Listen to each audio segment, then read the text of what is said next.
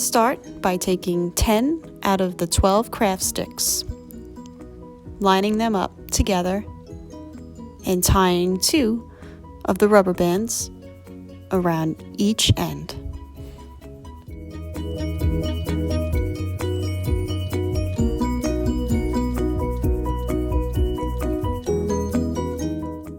Next, take the remaining 2 craft sticks, place them together, and tie a rubber band around one end.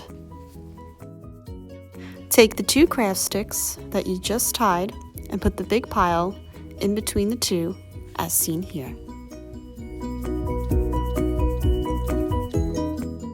Take 2 rubber bands and tie them around the middle where the 2 different craft stick piles meet, as seen here.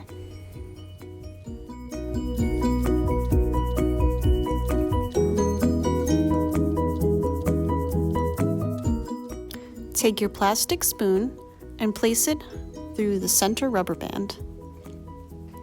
Then, make sure that the spoon is securely fastened to the craft stick by tying 2 more rubber bands towards the top.